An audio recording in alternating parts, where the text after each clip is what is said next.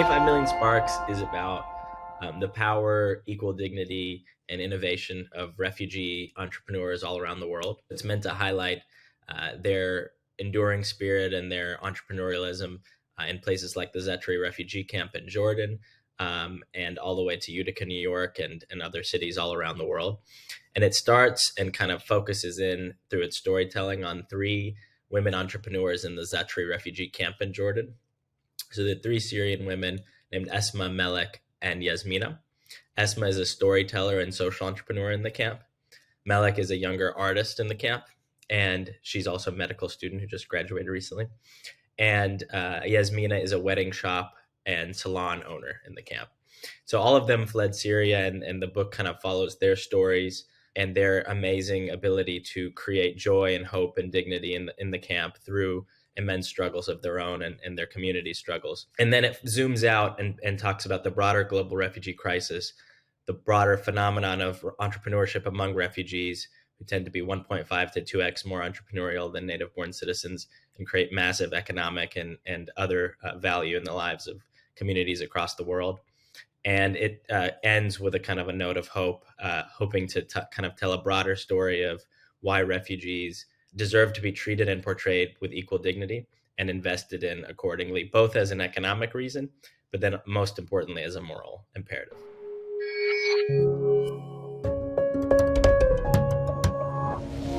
What inspired me most is refugees and immigrants more broadly are some of the most powerful, beautiful, creative, incredibly inspiring human beings on the planet. But when you look at the media and often politicians' ways of portraying refugees, the way that I put it is it tends to be one of two one-dimensional portrayals. Either refugees are victims or they're villains.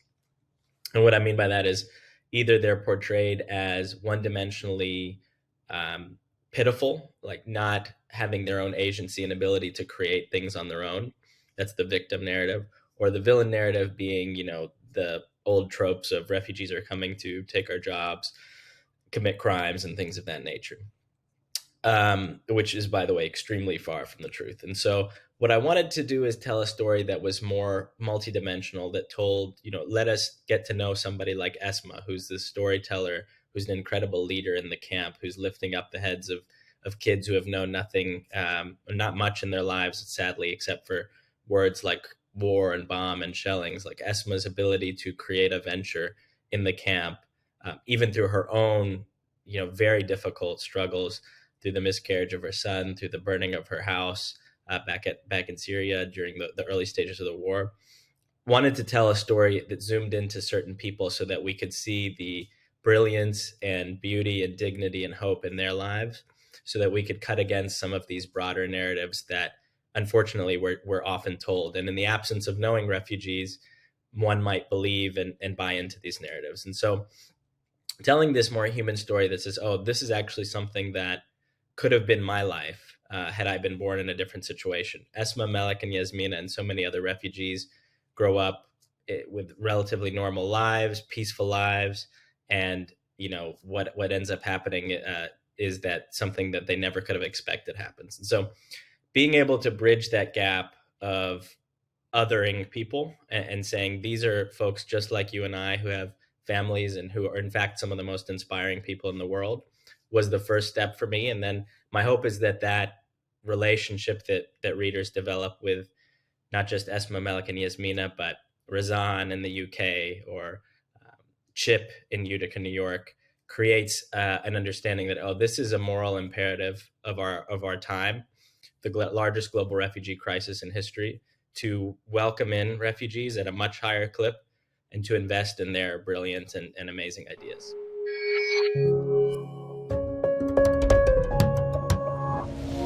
The process was a lot of getting to know refugee entrepreneurs all around the world. Obviously, the Zetri camp was a central part of that, and kudos to Save the Children Jordan, which was a partner that allowed me to enter the camp and speak with folks. And going to places like Utica, New York, and talking to entrepreneurs through my own work, leading DreamX America and Immigrant Love and Sawa, three ventures that all relate to underrepresented entrepreneurs.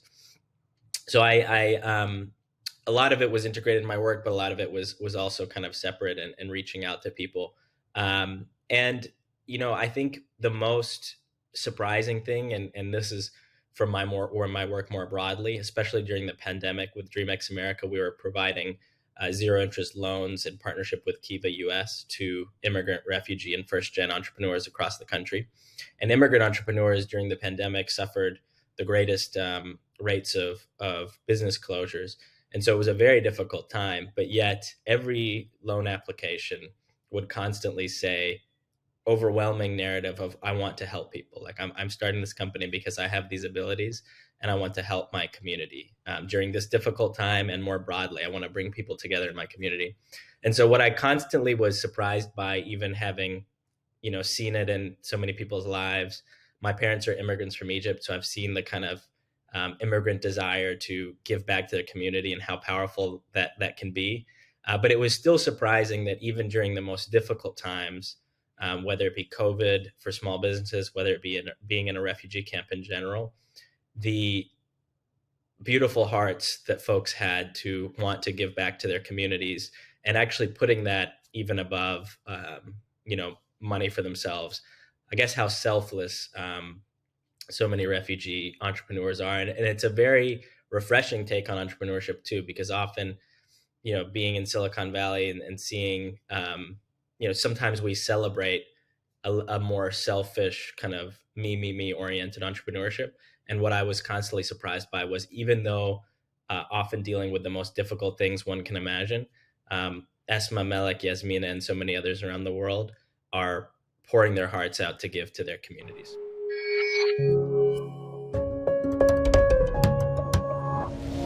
When I first started writing the book, it's called 25 Million Sparks. It was about 25 million refugees in the world. When it went to press a year and a half ago or so, it was 26.4.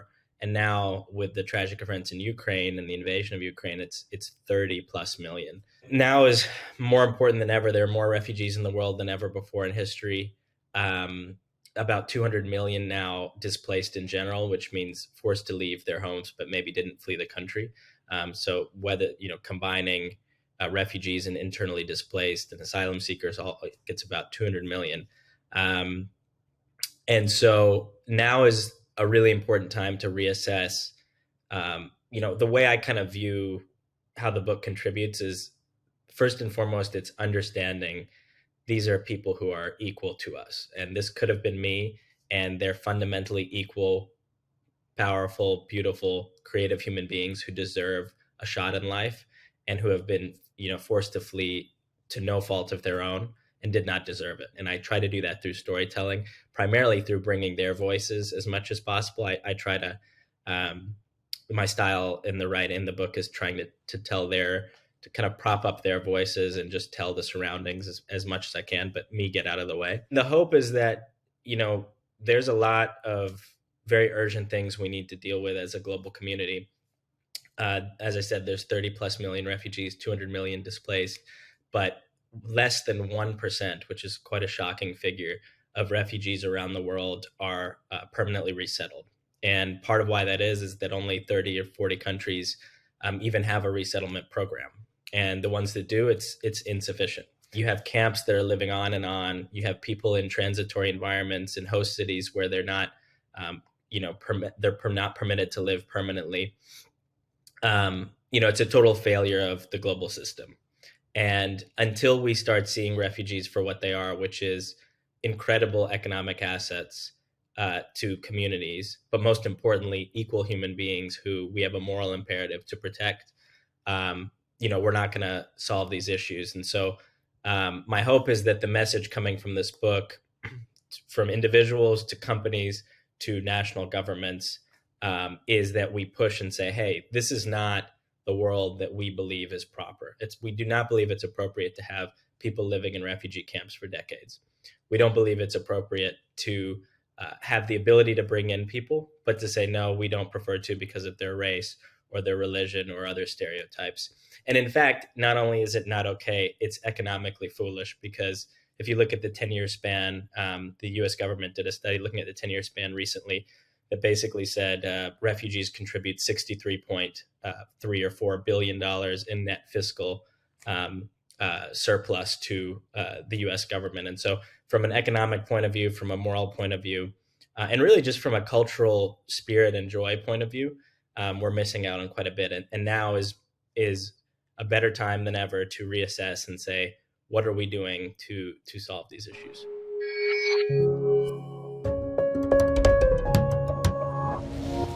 I think the main thing I would want folks to see is that they can't confuse the ugliness of the situation with the beauty of the people. And so, what I mean by that is the system is broken. There are 30 million refugees, as I said, less than 1% are formally resettled. War and violence and all this, it's easy to see that and to mistakenly conflate that with the people. But really, amidst this kind of disaster and this war and fighting and violence and all of this that's occurring in places where people are having to flee, is the most beautiful, incredible, powerful, creative people that you could imagine, and quite resilient. And so what I hope people see is through the lens of entrepreneurship, because it's an interesting angle to understand people's passions, and it's often a source of economic mobility for immigrants and refugees because of their unique entrepreneurial abilities. My hope that people see that side of refugees, that they're able to create new lives of their own, and I hope that leads to individual actions, whether that be donating or serving at a local immigrant welcoming center or refugee resettlement center, much of which were decimated over the last few years in the U.S. And so they're desperate need of support as they support immigrants on the front lines who just kind of arriving, and helping them start businesses, helping them with language training, housing. So whether it's that, whether it's reaching out more personally in your community to refugees who are through your church community or mosque community or any kind of religious community that you have, whether it be in your job, helping to make sure that your employer is actually doing an effort to ensure that refugees are both welcomed into the application process and funnel, and then also treated with appropriate respect and fairness in the process. If there's one thing, my hope is that people will really sit with the stories of Esma, Yasmina, and Melek. And one of the big kind of takeaways is, really hope that this book inspires and paints this kind of positive light of refugees. But there's also a bit of a sadness in that, when the book talks a little bit about at one point, the majority of Americans did not want to welcome Syrian refugees, or didn't want to welcome them unless they were Christian. Muslims as well, suffering just as much and deserve grace and welcoming just as much. But the response from Melek was, we didn't choose this. So it's quite sad to see that people would discriminate against refugees and not want to welcome them when it was no choice of their own. And so my hope is that this can sort of break that a bit, and that people will be called to act, whether it be advocacy at a higher level or local community.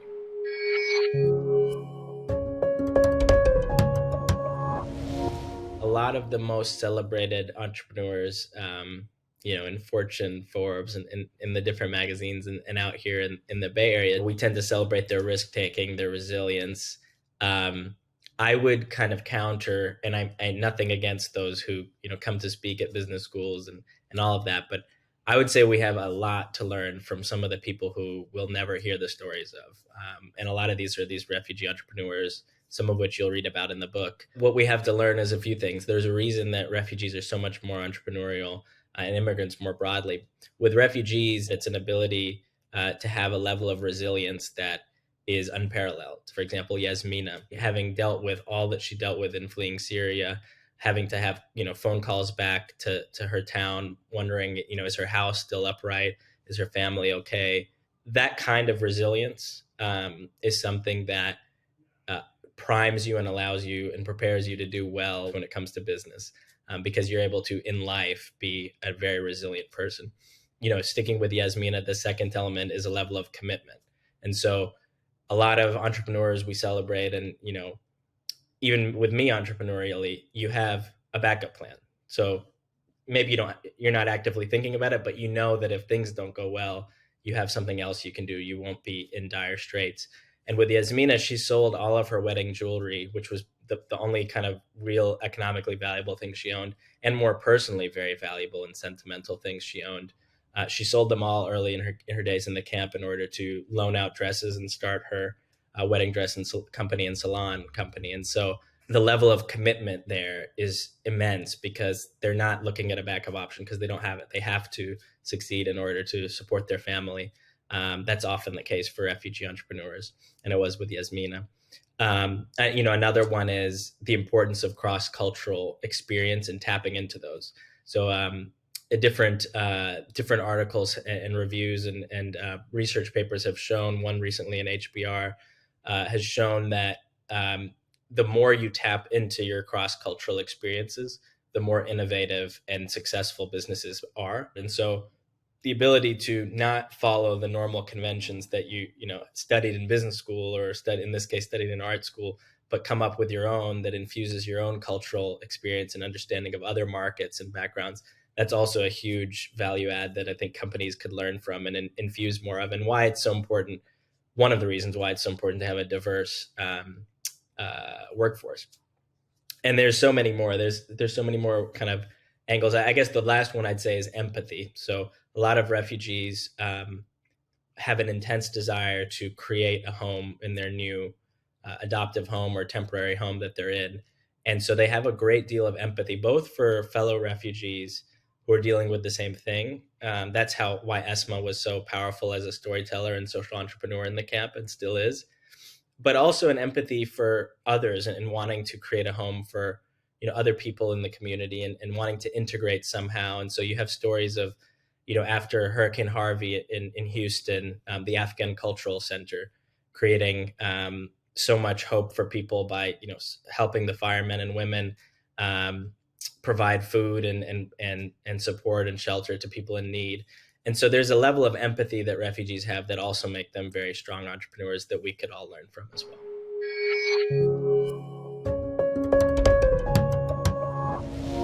The main thing that gives me hope are people like Esma Melek and Yasmina, and the fact that they, the resilience and the spirit and the hearts that they have. I think the only thing that we have to do as a global community and as local communities is welcome refugees in and kind of live up to the commitment post World War II that we would provide a home for those who don't have one. And then B, provide them the investment and support. And even a modicum more will make a huge difference, because what refugees and immigrants more broadly are able to do with just a little bit of capital, a little bit of encouragement, a little bit of support will pay dividends in their families' lives and in the lives of so many others. You have millions of people employed because of refugees starting their own ventures. And so my hope is in them. My optimism is that we will, as a kind of global community, get out of their way and provide them the support and encouragement that they deserve. And I think it starts with recognizing their incredible entrepreneurial abilities, and even more so, their equal humanity. And so that's my hope from the book. The refugee camp still is totally inadequate, despite the great work of aid workers and many of whom are Syrian refugees. It's still not an adequate place in terms of so many things like education and healthcare. And so not wanting to downplay that and wanting to give an accurate portrayal of it, but also to say, despite that, people like Esma Melek and Yasmina have created an amazing, source of hope and an amazing community where there are a couple of streets with shops all across them. There's millions and millions in revenue per month generated by these businesses. And so to say, all that is to say, there was this delicate balance of saying, this isn't an adequate place to live and these folks deserve more. But because of them and the support of aid workers and others, but because in the Jordanian government, in the case of Zetri, in the UNHCR, but because of largely the entrepreneurs themselves and the refugees themselves, Zetri has become a more livable place and become a more lively and a place that, they actually take quite a bit of pride in There's a couple quotes uh, from Malik to say this is a city like any place else. And so when I go to college in Amman, I represent it, and when I do the radio appearances, I represent it.